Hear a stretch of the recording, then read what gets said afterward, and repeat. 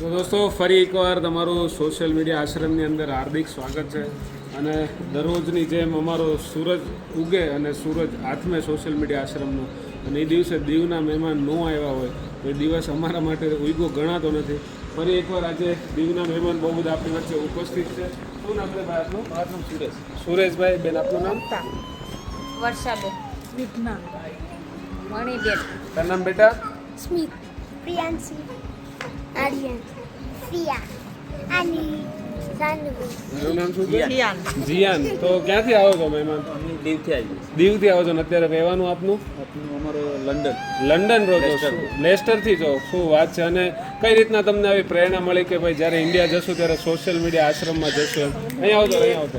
ઈચ્છા કરી કારણ કે અમે વિડીયો તમારા વિડીયો જોયું પોપટભાઈના, તો કારણ કે અમીની પણ પ્રેરણા મળે. કારણ કે કોઈની પણ આપણે પણ કોઈની સેવા કરીએ, એવું નથી કે આપણી પાસે પૈસા હોય તો એવું નથી કે પૈસાનો દુરુપયોગ કરવો. બીજાની કોઈ સેવા કરો તો આપણી ભગવાન ક્યારેક આપણેની મદદ થાય. શું વાત છે. ને અહીંયા રૂબરૂ આવ્યા તો તમને કેવું અને લાગ્યું? મને એક ઈચ્છા જ હતી, કારણ કે મારી મમ્મીની અમારા ફેમિલી વિડીયો જોઈને તમારા, તો મને પણ એક ઈચ્છા હતી કે જ્યારે હું ઇન્ડિયા આવીશ તો મારે જવું ખુદ પોપટભાઈની મળવા માટે. વાહ વાહ વાહ.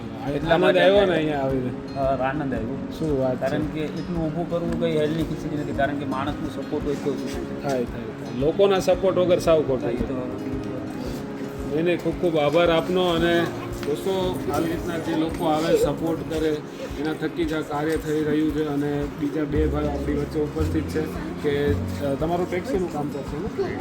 દીવની અંદર જેટલા મહેમાન આવે તે ટેક્સી ડ્રાઈવર મિત્રો છે એ સ્પેશિયલી એમને સજેસ્ટ કરે કે ભાઈ તમે ઇન્ડિયા આવ્યા છો એકવાર સોશિયલ મીડિયા આશ્રમની મુલાકાત જરૂર લો. શું નામ આપનું ભાઈ? મારું નામ સરફરાઝ ખાન. આપનું નામ ભાઈ? મારું નામ સિકંદરભાઈ. સિકંદરભાઈ. એટલે જેટલા પણ આવા આપણા સાથી મિત્રો છે જે હંમેશા જે મહેમાન આવતા હોય છે એમને પ્રેરણા થાય કે ભાઈ આપણે સોશિયલ મીડિયા આશ્રમની અંદર જઈએ, અને જેટલી બને એટલી એમના તરફથી આપણને સહયોગ આપતા હોય છે. એવી જ રીતે દીવથી જે ફેમિલી છે જે હાલ લેસ્ટર યુકેમાં રહે છે પણ ઇન્ડિયાની મુલાકાત એટલો એટલે ખાસ સોશિયલ મીડિયા આશ્રમની મુલાકાત લીધી, અને એમના પરિવાર તરફથી જેટલો સહયોગ એમને થતો હતો એટલે આપણે સોશિયલ મીડિયા આશ્રમને આપ્યો એ બદલ ખૂબ ખૂબ આભાર.